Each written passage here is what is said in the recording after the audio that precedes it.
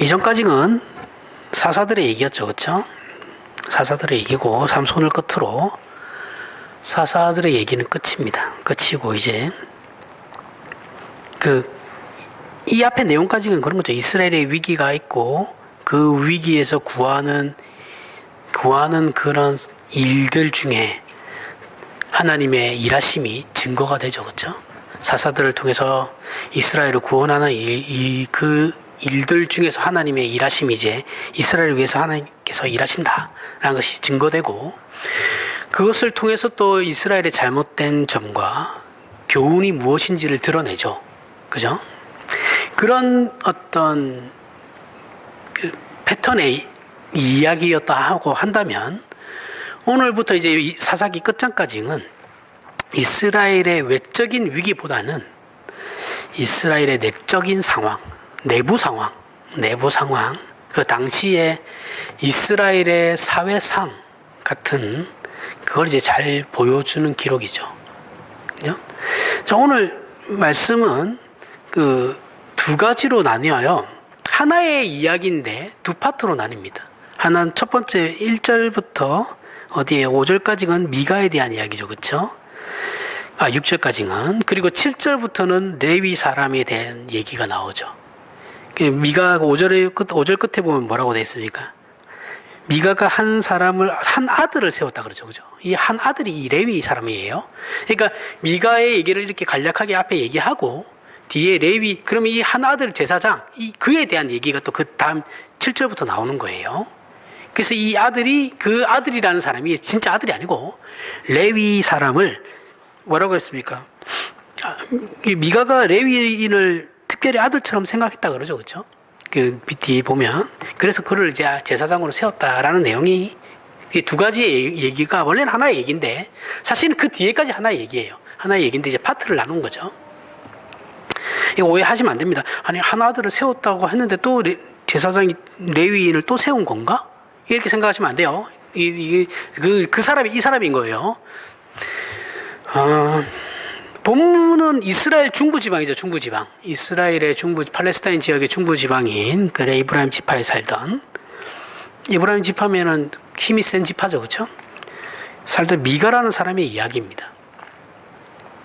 그냥 지극히 평범한 사람이에요. 평범한 서민입니다.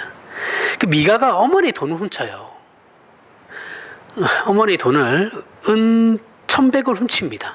이 어느 정도인지는 모르겠어요. 그런데 어머니는 누가 가져갔는지 모르니까 할 수 있는 거라고 뭐예요? 그래서 훔쳐간 사람 저주하는 거죠. 그렇죠? 욕하면서. 근데 미가 아들이 그 저주를 들었단 말이죠. 들었는데 그 저주가 무서워서 그런 건지 아니면 어머니가 너무 화를 내니까 양심의 가책을 느껴서 그런 건지 모르겠는데, 어머니에게 사실대로 얘기하죠. 사실은 제가 어머니의 돈을 훔쳤습니다 라고 얘기를 해요. 그래서 엄마가 그의 어머니가 되게 기뻐하죠. 그렇죠? 아들이 실토를 하니까. 너무 기뻐가지고 그 은혜의 일부분을 가지고 드라빔이라는 우상을 만들어줘요. 신상 우상입니다. 우상을 말하는 거예요. 어떤 형상을 말하는 거죠. 그죠? 그 드라빔은 보통 30에서 60cm 정도 되니까 평균 한 요 정도 될 거예요. 요 정도 모양의 그 우상입니다. 우상. 이거 드라빔이 또 언제 등장하냐면 이거 전에 야곱의 둘째 부인 라헬이 아버지의 드라빔을 훔치죠. 그죠? 집을 나올 때. 그래가지고 안장 밑에다가 숨기죠. 숨겨가지고. 그 아버지는 그 드라빔 찾으러 오고, 되게 중요하게 생각했던 거예요. 하나님을 믿는 집안인데, 하여튼 그런 거, 대충 그런 우상을 같이 섬겼어요. 혼합 섬겨죠. 야곱의 신앙은 아니니까요. 그 아내의 신앙이었으니까. 그 신상을 만들어서 줘요. 이게 어떤 모양이냐면, 몸은 사람 모양이에요. 근데 머리가 동물몰입니다. 보통 염소로 해요. 염소 대가리를 쓰고, 몸은 사람 형태로 써요. 조악하죠. 그때 당시에 고대 사회니까 섬세하게 만들 수 없습니다. 되게 조악해요. 그냥 대충 보면, 이게 염소구나. 이건 사람 모양이구나. 이 정도예요. 그 정도 알 수 있을 정도입니다. 미가의 어머니는 미가가 여호와께 복을 받기를 원한다고 하면서 이 드라빔을 만들어준 거예요. 이상하죠? 내 아들이 여호와께 복을 받기를 원하노라 하면서 우상을 만들어줘요. 이 이스라엘 사람입니다. 지금 에브라임 이 이방인이 아니에요. 지금 에브라임 지파 사람이에요, 그죠? 이상합니다, 그죠? 그리고 미가는 또 어떻게 합니까? 미가는 또 에봇을 만들어요. 에봇은 뭐라고 했습니까? 제사장이 입는 옷이라 그랬죠, 그죠? 기드온이 에봇을 금으로 만들었다 그랬죠, 그죠? 그러면서 그걸 걸어놓고 우상시했어요. 이게 내 승리의 상징이다라고 하면서 하나님께 돌려야 할 영광을 그 에봇을 만들면서 자기가 취해버리죠. 그 에봇을 미가도 만듭니다. 근데 금으로 만들지는 않고 그냥 그 상징처럼 이렇게 만들어 놓죠. 에봇은 일반인이 만들 수 없다 그랬어요, 그렇죠? 제사장들이 만들어서 제사장들만 입는 옷입니다. 만드는 것도 제사장들이 만드는 거예요. 이것을 만들어서 집안의 신당, 우리나라로 치면 이제 사당이죠. 옛날 유교 집안, 보면 사당들 다 있죠. 이 신당에다가 이제 딱 모셔놓습니다. 그러면서 하나님께 복을 빌어요. 복을 주십시오. 엉터리도 이런 엉터리가 없죠. 그러던 중 유다 베들레헴에 살던 레위인 청년 하나가 살던 곳을 이제 정착하려고 이리저리 막 돌아다닙니다. 돌아다니다가 미가의 집에 하루에 유숙하게 돼요. 유숙하게 되는데 미가가 그가 레위 사람인 걸 딱 알아요. 알고 너 내가 1년에 이만큼 주고 옷도 한 벌 줄 테니까 우리 집에서 제사장 해라 이렇게 제시를 하고 레위인은 좋아라 하죠, 그렇죠? 그 레위 지파는 이거 잘 아셔야 되는데 레위 지파는 하나님께서 성막을 관리하고 제사와 관련된 일들을 하면서 수입을 얻게 하셨거든요. 11조가 거기서 나오는 거죠, 그렇죠? 이 지파는 11조로 먹고 사는 지파예요. 그래서 하나님께서 따로 땅을 분배하지 않았습니다. 얘네들은 땅이 없어요. 제가 그 지도 나눠줬죠, 그렇죠? 지도 보면은 거기에 레위 지파 땅은 없어요. 그래서 얘네들은 성막을 중심으로 살아야 돼요. 이렇게. 근데 얘는 이제 자기가 다녔던 거죠. 그리고 제사장이라는 것도 이거 오해가 상당히 많은데 제사장은 레위 지파라고 해서 할 수 있는 게 아닙니다. 제사장은 아론의 후손들만 할 수 있어요. 그 어떤 제사장이든 간에 아론의 후손이 아니면 제사장을 할 수 없어요. 이거는 하나님께서 분명히 하셨거든요. 아론의 후손들이 제사장을 할 거고 나머지 레위 지파는 그를 돕는 자들이에요. 그런데 뒤에 사사기 18장에도 나오지만 이 오늘 본문 말고 나중에 18장 뒤에 보면 나중에 보시면 나오는데 지금 여기에 나오는 레위 사람 있죠. 이 사람은 모세의 후손입니다. 모세는 제사장이 될 수 없어요. 아론의 동생이죠, 그죠? 모세가 물론 민족의 지도자이긴 했지만 제사장은 아니었어요. 모세가 제사 지내면 안 돼요. 지낼 수 없어요. 아론을 통해서만 제사를 지낼 수 있었습니다. 이게 엉망진창인 거죠, 지금. 엉망진창이에요. 개판이에요.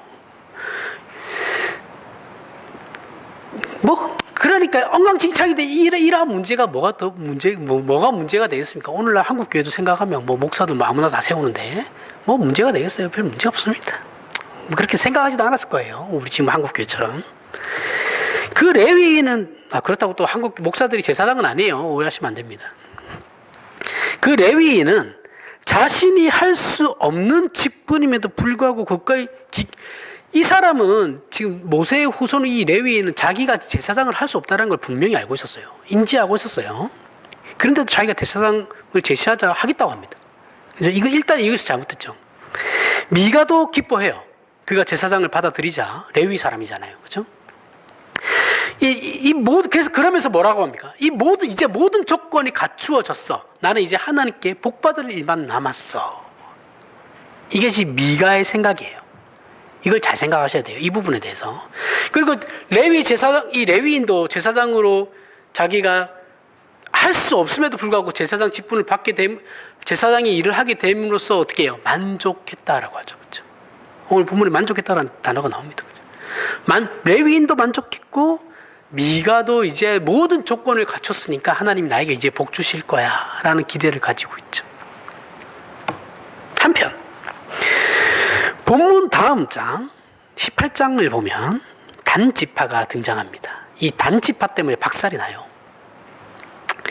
단지파는 자신들이 분배받은 땅에 분배를 받았잖아요. 그렇죠? 여호수아로부터 땅을 다 분배받아요. 제비뽑기를 해서 분배를 받는데 도저히 이 땅에는 살 수 없다라는 판단을 해요. 단지파가. 그래서 새로운 땅으로 옮겨가자라고 의기투합해가지고 다른 영토를 이제 살피려고 이제 정탐꾼 5명을 보냅니다. 이스라엘이 가나안 땅에 처음에 들어가기 전에 정탐꾼 12명 보낸 거에 비하면 5명이면 작긴 한데, 근데 단지파 하나의 집안에 자잖아요. 그죠? 5명이면 그렇게 작은 숫자는 아닙니다. 어떤 신학자들은 이것 때문에 단지파가 전체의 단지파가 아니고 단지파의 한 일부분일 거다라고 이것 때문에 이거 가지고 주장하시는 분들이 있는데, 아니에요. 이스라엘 전체에서 12명 같잖아요. 그죠? 근데 단지파 하나의 지파에 5명 보내면 작게 보낸 건 아니에요. 그런데 이 정탐꾼들이 에브라임 지역에 들어가게 되는데, 들어가다가 이제 미가의 집에서 하루를 유숙하게 됩니다. 유숙하게 돼요. 그러다가 이제 어디선가 에브라임 지파의 말투는 아니에요. 제가 얘기했죠. 그 시볼라. 에브라임 지파들만의 그 쓰는 억양이 있다고, 그죠? 사투리. 근데 자기네들은 단지파인데 에브라임 지파 사람의 집안에서 에브라임 지파가 아닌 사람의 말투가 들리는 거예요. 억양이. 그래서 이상하다 해서 이제 둘러보니까 레위인이 있는 거예요. 그래서 이것저것 물어봤습니다. 그러다 서로가 이것저것 막 얘기하다가 나는 이만저만해서 여기 정착하게 됐습니다. 이렇게 얘기하고 이제 그가 제사장이라는 걸 알게 되죠. 그래서 단지파가 이제 물어봅니다. 정탐꾼들이. 그러면 우리가 이만저만해서 이러한 일을 하게 되는데 앞으로 우리의 길이 형통할 것입니까? 여기 형통할 것입니까를 중요하게 생각하셔야 돼요. 우리의 길이 앞으로 형통할 것 같습니까? 라고 물어봐요. 레위인이 뭐라고 합니까? 형통할 것이면 좋은 말은 다 해줘요. 가라. 잘 될 거다. 이런 거는 저도 할 수 있어요. 그죠? 좋은 말 하는 건 저도 할 수 있습니다. 이거 왜 못 해줘요? 그 문제점을 찾아가지고 단점을 얘기해 주는 게 힘든 거지. 좋은 말만 하면 왜 못해요? 침만 입술에 열심히 바르면 열심히 다 할 수 있습니다. 그리고 이 정탐꾼들은 그 다음날에 라이스라는 곳을 찾게 되고, 그 라이스라는 곳이 너무 마음에 들었어요. 그래서 다시 자신의 지파로 돌아가서 라이스라는 곳으로 이 지파를 인도합니다. 다 갈 수는 없죠. 전쟁을 치러야 되니까. 600명의 군사들이 올라가요. 먼저 선발대로 올라갑니다. 그래서 라이스를 지나가는 길에 미가의 집이 있죠. 그 전에 5명의 정탐꾼들이 생각이 난 거예요. 미가의 집에 가면 드라빔이 있다. 그걸 뺏어가자. 이렇게 해서 들어가서 드라빔과 에봇을 뺏어가려고 합니다. 그러자 레위인이 나타나서 너네 뭐 하는 짓이냐? 라고 따져요. 그러자 마침 단지파에는 제사장이었거든요. 너도 같이 가자. 우리가 후하게 대접해 줄게. 레위인이 그래? 이 사람은 의리도 없어요. 그래 나도 같이 갈게. 그래서 같이 가요. 거기에 단지파 한 집안의 제사장보다는 한 지파의 제사장이 훨씬 보기 좋죠. 그렇죠? 뭐 그런 거 사람들 좋아하잖아요. 따라갑니다. 미가가 난리가 났죠. 그렇죠? 미가와 그 이웃 사람들이 이들 때문에 이제 힘들어져요. 그래서 미가하고 이웃 사람들이 따지러 단지파 사람들에게 갑니다. 단지파 사람들이 군사들이잖아요. 민간인이잖아요. 따지러 갔다가 단지파가 어쩔 건데? 이러니까 깨갱 하고 돌아가요. 다시 아무 말도 못하고 하타리하면서 그냥 돌아갑니다. 그리고 600명의 단지파 군사들은 평안히 잘 살고 있던 라이스를 도륙하기 시작합니다. 도륙하고 자기파 사람들을 데려와서 그곳의 이름을 라이스에서 단으로 바꿉니다. 그러면서 성경의 표현대로라면 자신들이 잡혀가는 날까지 잘 먹고 잘 살았어요. 이 자신들이 잡혀가는 날이라는 것은 북이스라엘이 나중에 아수르에게 망하는 그날까지라는 말하는 겁니다. 여기서 레위인의 정체가 나와요. 18장에서. 그 레위인의 정체가 모세의 손자입니다. 모세의 손자 개판이죠. 모세의 손자면 할아버지의 이름을 부끄럽게 하면 안 되잖아요, 그죠? 이게 어떻게 된 집안인지 모르겠는데 모세는 모세 빼고는 밑에는 다 개판이에요. 그 다음에 뭐예요? 손자이자 게르솜의 아들이죠. 요나단이라는 사람입니다. 그 레위인의 정체가 이런 저렇게 정통성은 없어요. 이 사람은 제사장 나중에 대제사장 왕정 넘어가서 이제 대제사장 뭐 그렇게 막 계열이 나올 때 이 사람은 아무런 전통성이 없어요. 레위 이 아론의 후손들 특히 다윗 때는 사독인가 대제사장 그쪽 계열들이 나중에 제사장 노릇을 하죠. 대제사장을 하게 되죠. 정통성은 없어요. 인정하는지는 모르겠습니다. 하여튼 정통성은 없습니다. 이런저런 내용들을 조합해 보면 이 본문의 내용이 이상하죠. 지금 사사기가 우리가 한참 지나왔잖아요, 그렇죠? 한참 지나왔는데 이 본문의 내용 모세의 손자면 얼마 안 됐잖아. 그죠? 이스라엘 땅에 들어온 지 얼마 안 된 거잖아요. 모세는 이스라엘 땅에 들어오기 전에 죽었으니까. 그럼 모세가 죽기 전에 이미 손자는 20살 이하의 사람이었던 거죠. 가나안 못 들어갈 나중에 증거 받아서 20살 이하 지금 가나안 땅에 얘는 들어왔으니까 그러면 가나안에 처음에 들어갔다 못 간다고 했을 때 하나님께서 징벌을 내리시잖아요. 40년 광야 생활을 하게 만들 때 그때 태어나지 않았거나 20세 이하였던 사람이었죠, 그렇죠? 그러니까 이 손자가 이제 가나안 땅에 들어왔단 말이죠. 들어와서 이제 그러니까 얼마 안 된 거예요. 단지파가 땅을 분배 받았는데 거기에 여기서는 도저히 못 산다 해서 땅을 옮겼으니까, 그죠? 분배받고 정복 전쟁이 한 지 얼마 안 된 시기예요. 그러니까 사사기로 따지면 초창기예요. 완전 초창기, 그죠? 이 사사기를 시간적으로 생각하면 안 돼요. 시간 배열로 생각하시면 안 됩니다. 시간 순으로 기록되어 있는 게 아닙니다. 이거는 완전 앞으로 다시 돌아가서 얘기가 나온 거예요. 오늘 본문을 보면 말이 안 되는 내용들이죠, 그렇죠? 말이 안 되는 내용들이 나오고 말이 안 되는 표현들로 정말 무심하고 비정하게 그리고 냉정하게 성경이 기록하고 있는 것을 알 수 있습니다.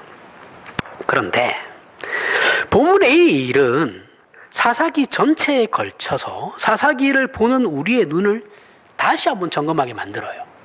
우리가 이때까지 보았던 사사기가 있고 그 안에 내용들이 있고 설명을 했었는데 이 내용들을 다시 한번 점검하게 만드는 내용, 오늘 본문의 내용이에요.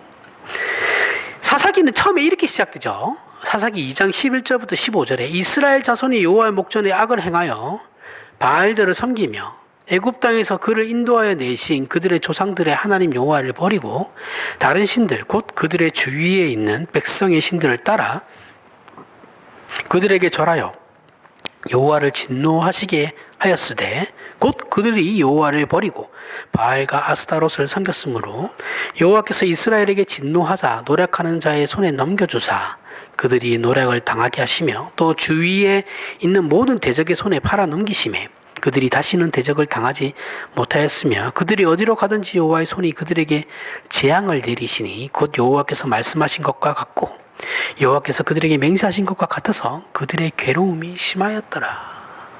자, 누가 보면 이거 하나님이 되게 이스라엘 괴롭힌 것 같죠, 그렇죠? 이 세상 사람들은 그렇게 생각해요.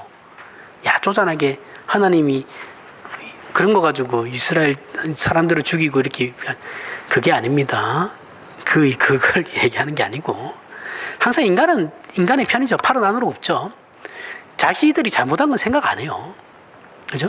분명히 약속도 했고 서로 간에 계약을 맺은 건데 자기네들이 계약을 계속 어기고 있으면 당연히 거기에 계약을 어긴 거에 대한 보상이 들어가는 거죠. 그리고 오늘 본문은 이런 사사기를 다시 한번 우리에게 각인시키고 있죠. 그죠? 이게 이 사사기의 시작이었고 오늘 본문은 이 내용을 다시 한번 각인시키는 거예요. 본문은 앞에서 우리가 봐왔던 우상을 섬기면 하나님께서 벌하시고 이스라엘이 하나님께 도움을 구하면 구해 주시는데 그러다 또 죄 짓는 이 패턴이 계속 무한반복이에요. 그러나 오늘 본문은 그 얘기가 아니죠, 그렇죠? 이전에는 그러한 내용들이었는데 삼성까지는 지금은 그 얘기가 아니에요. 오히려 이런 패턴의 이야기를 이때까지 죄 짓고 고난당하고 하나님께서 구해주시고 이 패턴 동일한 또 죄 짓고 이 똑같은 패턴을 오늘 본문과 연결을 시켜야 되는 겁니다. 하나님은 이스라엘이 우상을 섬기면 이제 생각해 보세요. 이스라엘이 가나안 땅에 들어왔어요. 그리고 정착을 했어요. 그렇죠? 정착을 하고 하나님을 버리고 우상을 섬기며 나름 평안하게 살아요. 잘 생각해 보십시오. 평안하게 살고 있어요. 아무런 문제가 없어요. 전쟁도 끝났고, 그죠? 평안하게 살고 있습니다. 미가도 모든 조건이 갖추어졌으니 이제 하나님께서 나에게 복을 주실 것이다. 근데 미가의 행동을 보면 전혀 하나님 믿는 사람이 아니죠. 그죠? 그죠? 이러한 이스라엘, 미가의 한 사람의 생각이 아니고 이스라엘의 대부분이 그러한 생각을 가지고 살았어요. 미가와 동일하게. 평범하고 평안하게 살았습니다. 그런데 문제가 뭐냐면 하나님 입장에서는 내 아들들이 저렇게 살면 안 돼요. 그죠? 그럼 어떻게 합니까? 개입이 되는 거죠. 하나님이 개입하시는 겁니다. 개입하셔가지고 어떻게 돼요? 깨우치러 오시는 거죠. 깨우치게 하려고. 다른 신들을 섬기며 만족된 삶을 사는 이스라엘을 하나님께서 깨우러 오시는 겁니다. 타성에 젖어 있는 이스라엘을 깨우시는 거예요. 사사기에서 하고 싶은 말은 인간들은 금방 타성에 젖는다라는 겁니다. 인간은 하나님께서 자신에게 세상을 맡겨 창조의 동력자가 되라는 걸 거부해요. 거부하고 그 세상 속으로 그냥 들어가 버려 숨어버려요. 그러면서 어떻게 합니까? 거기서 쉽게 사는 것을 선택하죠. 그리고 그 인생이 전부인 것으로 살아갑니다. 미가처럼. 그리고 레위, 요나단, 그 요나단처럼. 그죠?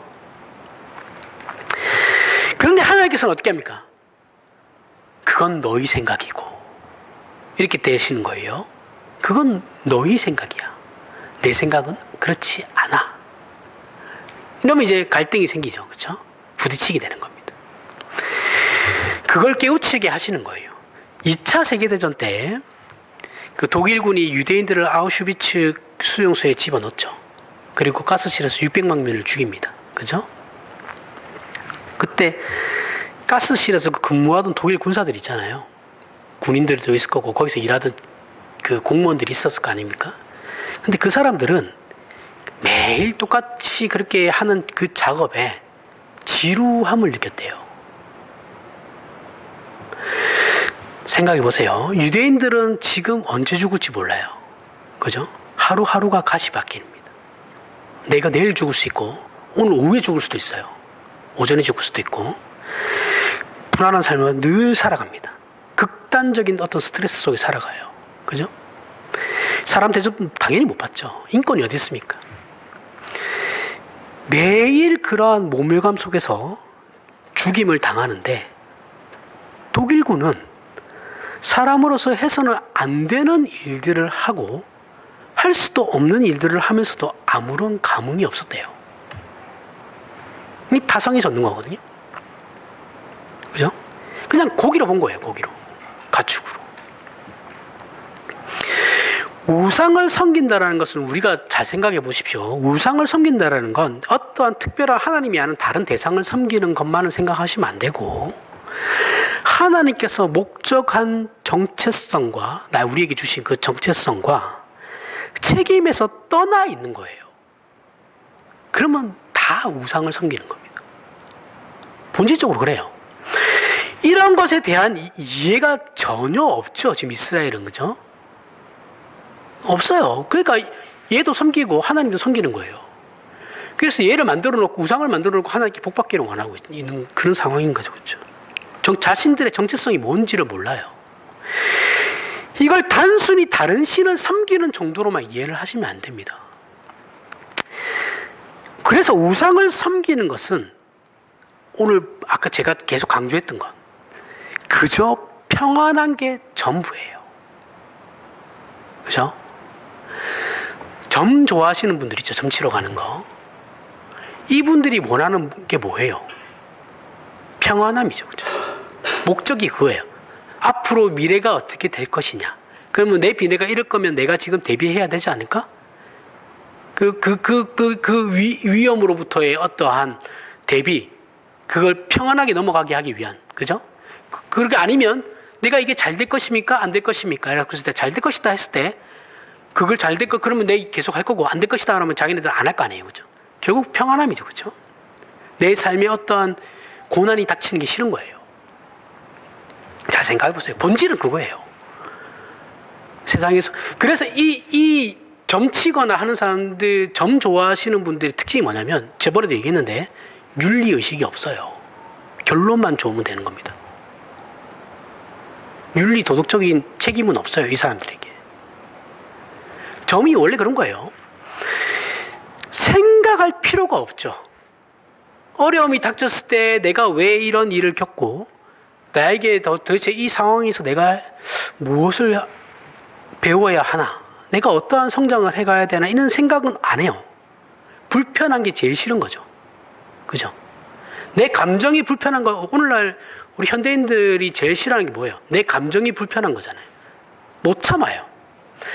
그래서 자신의 감정이 하나의 정의가 되어버려가지고 자신의 감정이 나쁘면 그게 상식이 아님에도 불구하고 다른 사람에게 화를 내요. 그죠? 상식은 안드로메다로 보냈어요. 내 감정이 더 중요하니까. 이러면 미치는 겁니다.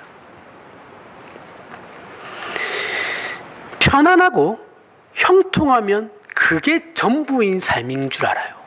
지금 미가처럼. 지금의 이스라엘처럼. 그죠? 근데 하나님이 거기에다가 수류탄 하나를 던져버리신 거거든요. 이것이 사사기에서 내내 보여주는 하나님과 이스라엘 간의 싸움이에요. 갈등. 그죠? 대립. 근데 이스라엘은 죽었다 깨어나도 모르죠. 똑같은 일을 400년 동안 반복을 했는데도 몰라요. 이스라엘은 단지파가 공격한 라이스 사람들하고 똑같이 살고 있었죠. 라이스 사람들이 어떻게 살았냐면 그 18장에 보면 7절에 이렇게 나옵니다. 라이스 사람들이, 단지파가 라이스를 점령했다 그렇죠. 이 점령하기 전까지 라이스 사람들이 어떻게 살았냐? 염려 없이 거주하며 시돈 사람들이 사는 것처럼 평온하며 안전하니 그 땅에는 부족한 것이 없으며 부를 누리며 시돈 사람들과 거리가 멀고 어떤 사람과도 상종하지 아니함이라. 자기들끼리 잘 먹고 잘 살고 있었다라는 거예요. 평화롭게. 그러다가 단지파한테 멸망당해요. 하루아침에. 그저 평안하면 그게 전부인가? 라는 생각을 할 수 있죠. 무엇을, 그러면 평안하면 대체 무엇을 더 바라겠습니까? 내가 지금 평안한데, 내가 지금 형통한 삶을 살고 있는데 이 이상 내가 뭘 더 바랄 수 있겠습니까? 오늘 본문의 미가가 또 이런 생각과 가치관을 가진 대표적인 인물이죠. 그죠? 라이스 사람들과 동일하게. 그가 그리고 그 시대 이스라엘의 사회상을 그대로 반영하는 인물이라는 것을 성경은 말하고 있는 겁니다. 이해가 가시죠? 제가 얘기하는 거. 오늘날 한국교회 신자인 우리도 마찬가지죠. 그죠? 근데 이 정체성을 가진다라는 문제가, 제가 늘 얘기하지만 이거 내 신앙의 정체성, 그 신앙으로 말미암아 내가 어떠한 존재인지를 아는 거거든요. 이게 쉽지 않아요. 만만치 않습니다. 많이 공부해야 돼요. 지금 우리나라 사회만 해도 그 어떤 시대보다 각종 의견 대립이 첨예하게 일어나는 시대죠. 그죠? 적이 별로 없어요, 우리나라도. 그리고 신자들은 이런 사회적 대립에 관한 내용들을 모르면 안 됩니다. 충분히 알고 이해하고 있으셔야 돼요. 그 문제들에 대한 교회의 책임도 교회가 분명히 알고 있어야 됩니다. 근데 이런 거 관심 없어요, 한국교회는. 그냥 교회만 커지면 되는, 그게 답니다, 다. 우리끼리만 평안하면 돼요. 오늘 딱 여기에 걸리죠, 본문에. 신자는 세상에 눈 감고 귀를 닫고 자신은 신앙만 추구한다고 하면서 이상한 엄숙주의로 가면 망하는 겁니다. 물론 이렇게 사는 것이 쉽지는 않죠. 그죠? 모든 신자가 그렇게 살아가기가 쉽지는 않아요. 늘 깨어 있어야 하거든요. 그리고 세상 돌아가는 걸 늘 인지하고 있어야 돼요. 어떻게 세상이 돌아가고 있고 저기서 내가 신자로서 어떠한 분별력을 가질지를 늘 고민해야 되거든요. 그게 쉽지 않죠. 일본의 근대화는 외세 침략 때문에 시작됐어요. 일본은 지네들이 하고 싶어서 한 게 아니에요. 외국에서 군함이 들어와서 전쟁을 했죠. 졌어요. 그래가지고 그 개방을 한 거거든요. 이게 막부라는 원래 그 일본 그때 당시만 해도 체제가 막부예요. 막부 체제로 서구 열강을 당해낼 수 없다라는 걸 일본 자체가 알게 돼요. 이 전쟁으로 말미암아 졌거든요. 그래서 일본 내에는 이제 다이묘들이 있어요. 다이묘들이 다스리는 번이 있습니다. 번. 각 지역마다. 영주예요. 영주 같은 거예요. 근데 이 다이묘가 영주거든요. 이 영주들은 권력이, 그러니까 일본은 중앙 집권 체제가 아니다라는 거죠. 그렇죠? 각 영주가 각 지역을 다스렸으니까. 이런 분열된 국력으로는 서양을 절대 이길 수 없다라는 생각을 하게 돼요. 그래서 19세기 후반에 도쿠가와 이에야스의 어떤 에도 막부 시대를 엎어버려요. 엎어버리는 메이지 유신이 일어납니다. 그러면서 근대화가 일어나기 시작해요. 그때부터 이제 사무라이들은 다 잘리죠. 할 일이 없어져요. 칼을 다 버리라고 하니까. 그래서 권력을 중앙으로 집권시킵니다. 국력을 하나로 만들어요. 그래서 총리가 생기게 되죠. 왕은 있으니까 총리가 생기게 되고 내각이 일어나게 됩니다. 생기죠. 그러면서 각 부처의 장관들이 생깁니다. 이런 이제 일들이 일어나니까 일본에서 이런 고깝게 생각하시는 분들이 있었어요. 일본 내에서도. 그래봤자 국가라는 게 국력은 없고 관료 집단에 불과했다. 아무것도 그게 시스템이 바뀐들 국력은 우리나라에 없었다라는 거예요. 그냥 관료 집단일 뿐이었다, 전체가. 이렇게 표현한 사람도 있었습니다. 그러니까 우리가 일반적으로 생각하는 국력이라는 건 뭐예요? 경제력일 수도 있고 국방력일 수도 있죠. 그러니까 오늘날에는 문화가 많이 차지하죠. 그죠? 국력. 하지만 이 사람이 말하는, 앞서 일본에 대한 비판을 했던 그 사람, 일본 사람이 비판을 한 건데, 그 사람이 말하는 국력이라는 건 국민의식을 얘기하는 겁니다. 시민의식. 서양에서는 시민의식. 우리는 뭐, 시민의식이라고 하는데, 우리는 시가 발달된 건 아니니까, 도시국가가 아니었기 때문에, 국민의식이라고 하죠. 국민에게 이 나라가 그렇게 시스템을 바꾼들 국민에게 있어서 이 나라가 자기들의 나라라고 하는 생각이 없는데 어떻게 국력이 생기냐라는 거예요. 그런 의식이 없는데 이걸 모르면 국력이 나올 수가 없죠. 그죠? 국가가 존재할 수가 없습니다. 하지만 이건 쉽게 가르쳐지는 것이 아니죠. 자, 일본이라는 사회가 좀 재밌는데 일본은 전쟁을 하잖아요. 번과 번끼리 전쟁을 하잖아요. 그러면 일본 사회는 전쟁하는 애들은 따로 있어요. 군사들 따로 있고 농사 짓는 사람은 옆에서 전쟁하고 있는데 농사 짓고 있어요. 무슨 말인지 아시죠? 그러니까 전쟁하는 애들은 그 전쟁하는 애들끼리만 싸워요. 그리고 서민들은 그냥 농사 짓고 일상생활 하는 겁니다. 그리고 주인이 바뀌면 그 바뀐 주인에 따라 또 따라가는 거예요. 그래서 이게 일본 국민들은 비판 의식이 없죠. 이해 안 되죠? 지금 그러한 문화가 계속 내려왔기 때문에 일본에서는 데모가 없어요. 정권이 바뀌면 거기에 그냥 순응해서 따라가는 거예요. 여기에서 나온 거예요. 나오는 겁니다.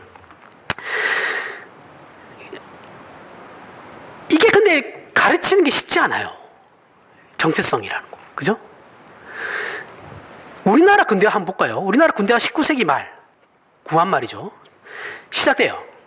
구한 말 때 시작돼요. 그러다가 일본에 의해서 하루아침에 이조왕조가 망하죠. 망하고 일제강점기에 있다가 일본이 미국에 원자 폭탄 2방 맞고 항복하는 바람에 어부지리로 뭐 시간이 더 지났으면 독립할 수도 있겠지만 앞당겨지죠. 그래서 우리나라 손해를 솔직히 많이 봤습니다. 어부지리로 독립해요. 그리고 미 군정시대 미국의 지원을 받아서 서구 사회를 따라 민주정 국가를 세우죠. 민주주의라는 말은 사실은 없어요. 정확하게 얘기하면 민주정입니다. 민주정. 민주주의는 하나의 이념이 아니에요. 그래서 민주정이라고 해야 정확한 겁니다. 공화정, 민주정 이렇게 해야지 정확한 뜻이에요. 단어입니다. 근데 문제가 뭐냐면 이때는 우리나라도 일본 메이지 유신 때와 마찬가지로 국민의식이라는 게 없어요. 그죠? 일제강점기가 몇십 년 동안 있었는데 우리나라에 무슨 국민의식이 있었겠어요? 우리나라나 일본이나 서양 사람이 아닌데 어쩌겠어요. 서양 사람들은 오랫동안 시민의식이라는 그 거대 담론을 가지고 자기들끼리 그 사회에서 피 터지게 싸웠어요. 오랫동안 피 터지게 싸우고 논쟁하고 그렇게 해서 만들어낸 결과가 시민의식입니다. 그게 자리를 잡았어요. 이때 당시만 해도, 19세기 때만 해도 그러한 상태였고, 우리나라나 일본은 우리 스스로 어떻게 우리 사회 안에서 그렇게 스스로 논쟁하면서 이렇게 만들어진 것이 아니라 외세에 의해서 하루아침에 그런 게 들어와 버린 거잖아요. 그렇죠? 날벼락 치듯이 이 문제를 맞닥뜨리게 된 거예요. 당연히 국민의식이 있을 리가 없고 그러한 문제에 대해 대책이 있을 수도 없었죠. 엉망진창이었던 거죠. 그러니까 그래서 우리가 그랬고 일본도 그랬듯이 우리나라 국민들, 특히 우리나라 국민들은 일본보다는 그런 하나로 뭉치는 게 또 있으니까 뭐가 됐든 간에 일단은 살아야겠다라는 생각이 제일 먼저 들었죠. 그죠? 일단은 살아야 돼. 그러니까 일단은 살아야 되니까 뭉치자. 그가 된 거죠. 우리나라 국민들은 특히 나라가 위기에 빠지면 일본하고 다르죠. 온 국민이 다 전쟁에 참여하죠. 그렇죠? 임진왜란 때도 그랬고 6.25 때도 다 그랬습니다. 우리나라 국민들이 정치인들은 다 도망가도 국민들은 남아서 싸워요. 그게 우리나라 국민 특징이죠. 그랬던 거예요. 일단은 살고 보자. 살아야 되니까. 그래서 지금 우리나라가 많은 후유증을 겪고 있죠. 그죠? 물론 이 당시에 전 세계적으로 유행했던 게 뭐냐면 민족주의 운동입니다. 우리나라 민족주의 운동이 우리나라에도 이제 영향을 미치게 돼요. 그러면서 이제 하나로 더 뭉치게 되는 거죠. 한국 한 것도 사실입니다. 근데 이거는 우리나라의 문제인 거고, 이스라엘은, 잘 보세요. 이스라엘은 보다 멋진 그 정체성이 처음부터 그들에게 주어졌어요. 그죠? 하나님이 이 아브라함에게 나타나서 정체성을 줬어요. 그리고 그들은 아브라함의 후손입니다. 그렇죠? 율법을 통해서 그들의 정체성이 처음부터 드러났던 거죠. 저들은 하나님의 제사장 국가입니다. 그런데 이것을 놓치게 되니까 어떻게 돼요? 하루를 아무 일 없이 넘어가는 것 외에는 아무런 소원이 저들에게 나타나지가 않아요. 아무런 기대감도 나타나지가 않습니다. 그냥 오늘 하루 아무 일 없이 넘어가는 게 최선인 거예요. 제일 좋은 거예요.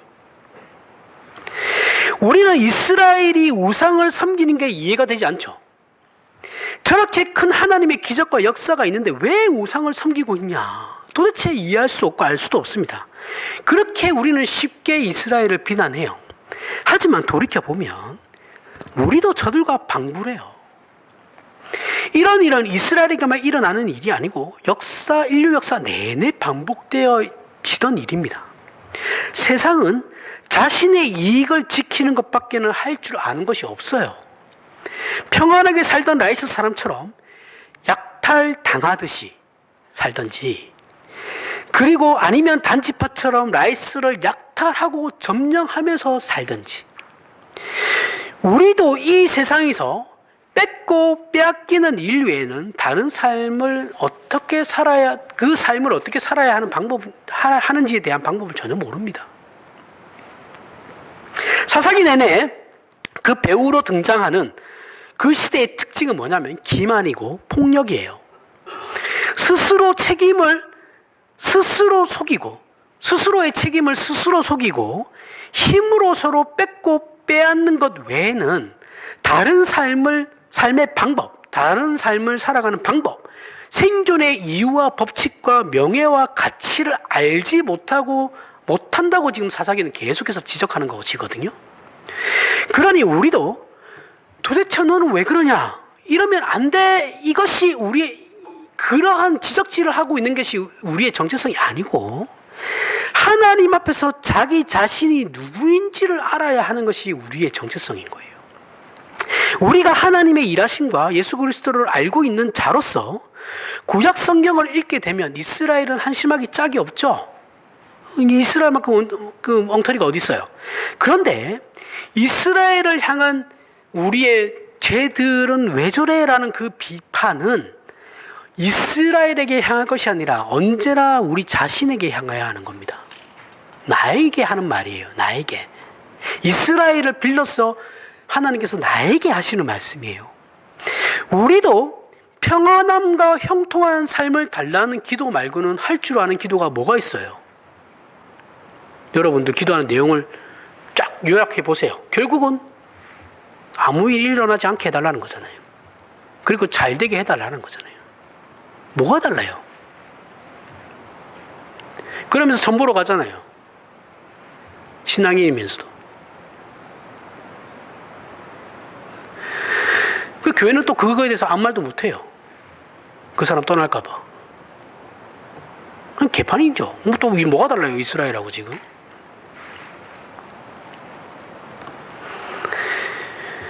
이것 말고 그 이상의 어떤 가치를 추구하는 그 기도를 여러분 우리가 하고 있냐 말이죠.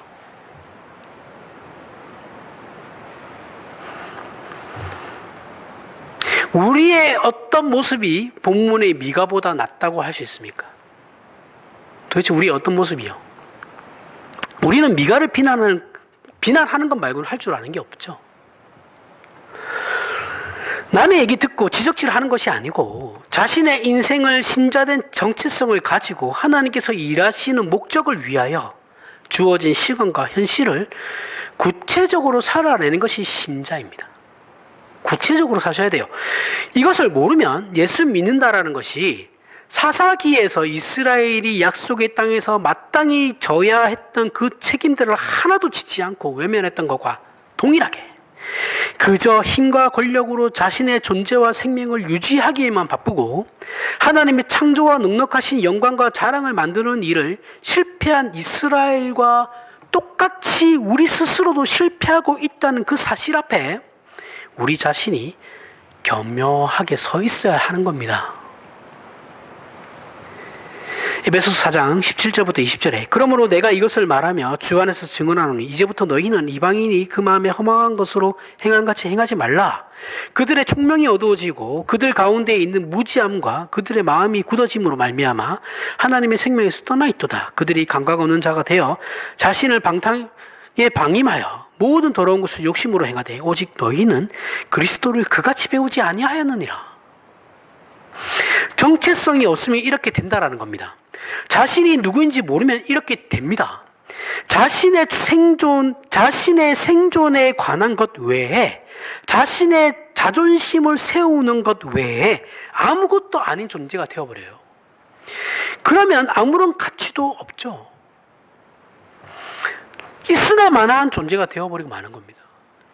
이렇게 인간 스스로는 아무런 가치를 창조하지 못합니다. 지금 사회에서는 잘못을 지적하면 그 문제가 해결되지가 않아요. 그죠? 잘못을 지적한다고 해서 그 문제가 해결되지 않아요. 지금은 인간답게 잘 사는 모습을 보여줘야 돼요. 그래야지 따라와요, 사람들이. 말만, 아가리만 턴다고 되는 게 아니라고요.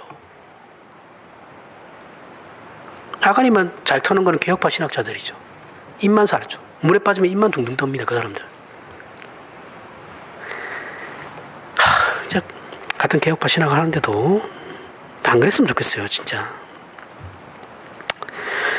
그래서 인간의 가치와 포용성과 기다림으로 어떻게 해야 돼요? 인내해야 되는 거죠. 그러니 당연히 교회와 신자는 이 사회에 대한 비판을 해야 돼요. 하더라도 그걸 또한 감수하면서 기다려줘야 하는 것이죠. 비판하지 말라는 게 아니에요. 비판해도 됩니다. 그런데 도망가지 말라는 거예요. 비판하면서 도망가는 것이 아니라 비판하면서 그 자리에서 그걸 감수하고 책임 있게 행동하라는 겁니다. 물론 아무것도 하지 말라는 것도 아니에요. 할 수 있는 건 다 해야 됩니다. 손 놓고 원래 그런 거니까 세상은, 그러니까 나는 그냥 아무것도 안 할래, 이렇게 하면 안 돼요. 그건 신자가 아니에요. 비판하고 우리가 할 수 있는 걸 해야 돼요. 그러면 언젠가는 해결이 됩니다. 우리 때는 그 해결을 못 보고 그 혜택을 못 받을 수도 있죠. 하지만 우리 후손들이 덕을 보는 것이니 나쁠 이유가 전혀 없어요. 신자가 이 정도의 희망과 자신을 가질 수 없다면 그건 예수 믿는 게 아니에요. 우리가 누구를 믿고 우리에게 우리의 솔직한 심정과 그러한 마음을 드러낼 수 있습니까? 그 누구에게라도. 그러한 존재가 있어요. 생각해 보십시오. 우리는 세상에 겁먹고 늘 치사하게 살 수밖에 없는 현실에 내던져져 있다고 세상은 늘 우리에게 얘기하죠. 근데 성경은 그렇지 않다라고 얘기해요. 세상은 가치와 의미는 네가 만들어내는 거야 라고 얘기하지만 성경은 그렇지 않다라고 얘기해요. 성경은 이미 우리에게 가치와 의미를 가지고 태어난다라고 얘기하고 있어요. 그러나 현대적인 어떤 현대 포스트 모더니즘 사상이 아니죠. 달라요. 완전 다르죠. 세상에 속고 살면 안 됩니다. 신자인 우리 인생에서 협력하여 선을 이루시는 하나님을 모르면 그 인생은 답이 없어요. 우리는 가치와 진리를 만들 수 없고 감각이 없으며 총명도 없어요. 이것은 하나님께만 있는 것입니다. 그래서 우리 신자만이 할 수 있는 것이고 우리는 이것으로 살아내야 하는 자들이에요. 남을 지적하고 설득하기 이전에 우리 자신이 먼저 그래야 한다라는 거예요. 내가 먼저 그래야 한다고요. 그래서 이거는 목사고 신자고 다 상관없어요. 다 똑같아요. 그래서 에베소서 4장 21절에 진리가 예수 안에 있는 것 같이 너희가 참으로 그에게서 듣고 또한 그에게서 가르침을 받았을 찐대가 나오는 겁니다. 진리는 예수 안에만 있다고 합니다. 그러니 에베소서 4장 22절 24절에 너희는 유혹의 욕심을 따라 썩어져가는 구습을 따르는 옛사람을 벗어버리고 오직 너희의 심령이 새롭게 되어 하나님을 따라 의와 진리의 거룩함으로 지으심을 받은 새 사람을 입으라. 이건 절대 도덕적이거나 종교적인 것을 얘기하는 것이 아니에요. 그렇게 이해하거나 이해하면 안 됩니다. 이건 신자에게 있어서 지극히 사실이고 지극히 현실이에요. 새 사람을 입으라는 새 사람이 된 존재로서 그게 우리의 현실이라는 거예요. 이해했다고 끝이 아니다라는 겁니다. 실질적인 우리 삶에 있어서 이 문제를 가지고 그렇게 살아야 한다라는 거예요. 그래서 에베소 4장 25절에 보면 그런즉 거짓을 버리고 각각 이웃과 더불어 참된 것을 말하라. 자, 28절에 그러면서 이 도둑질 하지 말라. 이렇게 에베소서에서는 기만과 약탈을 제거하고 있죠. 기만을 버리라고 하고 있고 약탈하지 말라고 합니다. 도둑질 하지 말라 그러죠. 이 내용들을 살펴봤을 때 앞에 사사기가 무엇을 지금 고발하고 있는지 그 답이 무엇인지 이 에베소서만 봐도 나오죠. 알 수 있죠.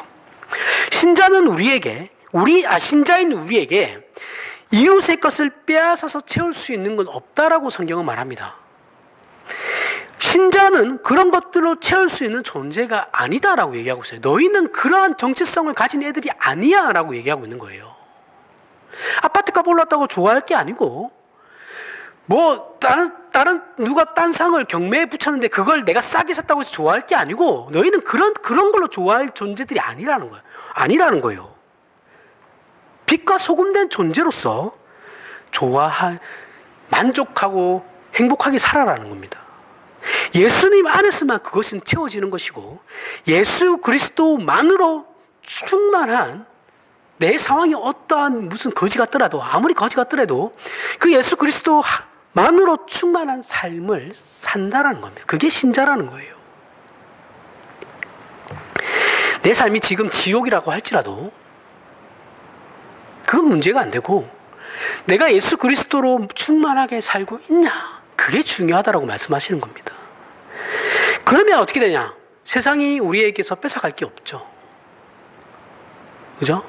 뺏어갈 게 뭐가 있어요? 나는 예수 그리스도만으로 충만한데 무엇을 뺏어갈 수 있겠습니까?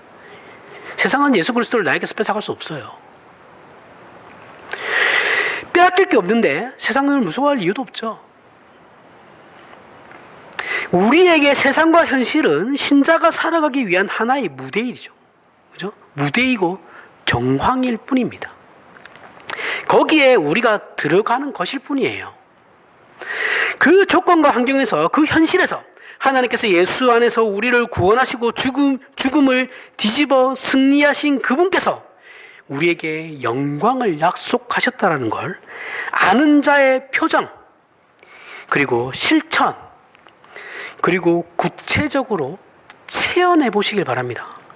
어두울수록 그 빛은 밝게 빛나는 것이고, 억울하고 나락으로 떨어지고 불가능한 조건 속에 있을 때 그 빛은 더 빛나는 겁니다.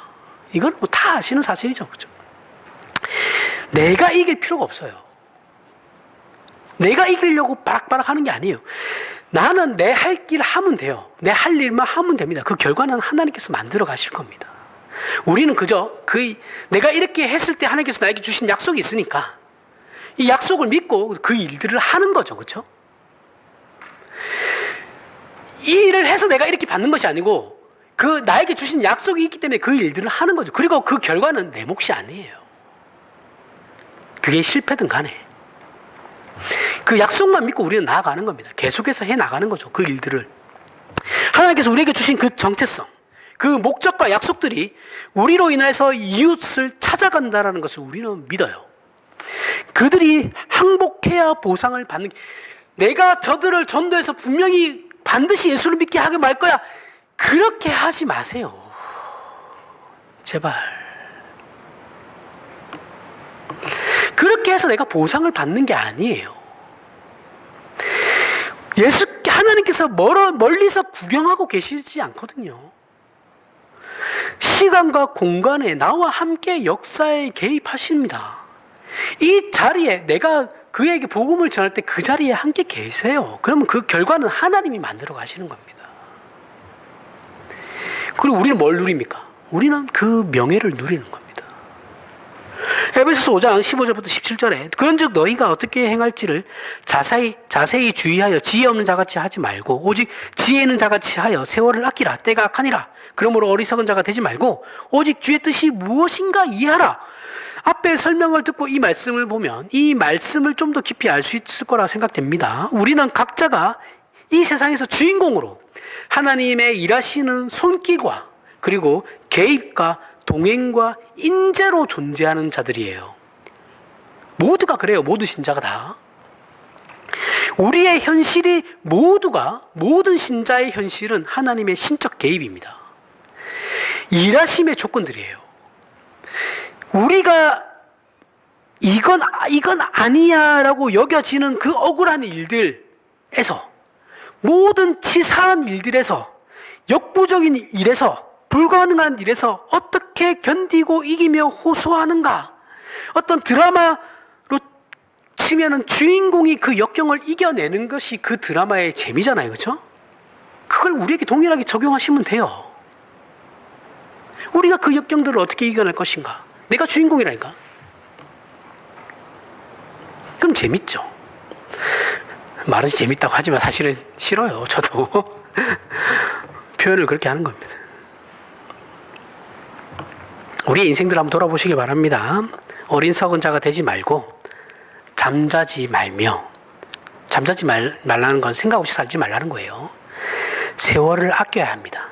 우리에게 주어진 모든 시간은 내가 지금 담아내야 하는 시간이에요. 그죠? 우리가 신자로서 자신의 인생을 살아낼 줄 모르고 그걸 귀하게 여기는 하나님의 일하심에 붙잡혀 있는 존재라는 정체성을 모르면 우리의 인생은 사사기입니다. 그래서 사사기의 기록이 무서운 것이죠. 우리는 그래서 어디로 가야 합니까? 에베소서 5장 18절에 술 취하지 말라. 이는 방탕한 것이니 오직 성령으로 충만함을 받으라로 가는 겁니다. 그죠? 술 취하지 말라고 한다고 술 먹지 말라는 게 아니에요. 여러 번 얘기했습니다. 그죠? 이건 성령 충만히 하게, 지금 생각 없이 살지 말고 시간을 낭비하지 말며 성령 충만함으로 삶을 살아라는 거죠. 생각하면서 살라는 거예요. 성령 충만은 골방에서 금식 기도한다고 받는 게 아닙니다. 성령 충만은 그렇게 받는 게 아니에요. 우리가 삶의 현장에 있을 때 그 성령 충만은 오는 것이죠. 내 눈물, 내 한숨, 내 삶에서의 그 고단함, 내가 고함칠 수밖에 없는 그 상황, 거기에 성령 하나님께서 우리와 함께 하시는 겁니다. 여러분이 바닥이라고 생각하는 거기에서 하나님께서 함께 하시는 거예요. 한숨 쉬고 그렇게 고함치면서 울어. 내가 울지 말라고 했냐? 울어. 우는데 또 일어나야 된다. 그게 하나님이 말씀하시는 겁니다. 괜찮아. 좌절해. 절망해. 울 만큼 울어. 그런데 일어나야 돼. 이게 메시지라고요. 우리는 근데 뭐 어떻게 합니까? 잘못한 거 만회하려고 하죠. 하나님 앞에서 계속. 만회가 안 돼요. 만회하려고 하지 마세요. 그냥 오늘은 열심히 잘 살면 됩니다. 정말 그럴 필요 없어요. 만회하려고 막 하지 마세요. 만회하려고 하다가 오히려 더 이상하게 되죠. 꼬이죠, 일이. 그냥 열심히 살면 됩니다. 내가 잘못한 걸 잊지 않고 그냥 살라는 것도 아니죠. 그죠? 내가 잘못한 걸 분명히 내가 기억하고 있어야 돼요. 내 가슴에 새겨야 됩니다. 새겨서 어제와 다른 오늘을 사는 저와 여러분이 돼야 되는 것이죠. 변명하지 마시고 그 실패와 그 부끄러움이 우리 자신의 결과임을 인정해야 됩니다. 그래, 맞아. 내가 그렇게 실패했지. 맞아. 그건 내 잘못이야. 인정하셔야 돼요. 그 결과를 받아들이셔야 돼요. 그리고 달라지면 됩니다. 사람이 어떻게 그러냐. 아니요, 신자는 예수 그리스도가 그걸 허락하셨어요. 그것 때문에 예수 그리스도가 십자가에 죽으신 거예요. 다시 일어날 수 있게 하기 위해서. 구원이 그런 거예요. 내 영혼만 구원받는 것이 아니고 그 모든 일들이 우리에게 같이 허락된 겁니다. 그럴 수 있는 것이 신자예요. 이게 세상 사람들과 다른 것이죠. 하나님께서 창조의 하나님이시고 부활의 하나님이십니다. 그 하나님께서 우리가 가진 모든 각오를 손해보지 않게 만드실 수 있습니다. 그러니 남은 우리의 인생을 씩씩하게 자랑과 믿음을 가지고 사는 복 있는 저와 여러분이 되길 바랍니다. 기도하겠습니다. 하나님 아버지, 은혜를 감사합니다. 우리는 겁날 것이 없습니다. 우리는 창조와 부활의 능력을 가지신 하나님을 아버지라 부르는 존재이고, 하나님께서는 우리가 행한 대로 갚지 않으시고 우리의 긍휼과 자비와 은혜와 하나님의 은혜와 기다리심으로 우리를 승리하게 하시는 아버지시기 때문입니다. 여기에 우리가 무엇을 더 바라겠습니까? 그러니 이제 우리가 우리의 인생을 가슴을 펴고 자랑하며 살게 하시고 공동체와 이웃과 나아가서 이 나라와 이 시대 앞에 멋있는 신자된 존재가 되어 하나님께 영광 돌리게 하여 주시옵소서. 예수님 이름으로 기도합니다. 아멘. 우리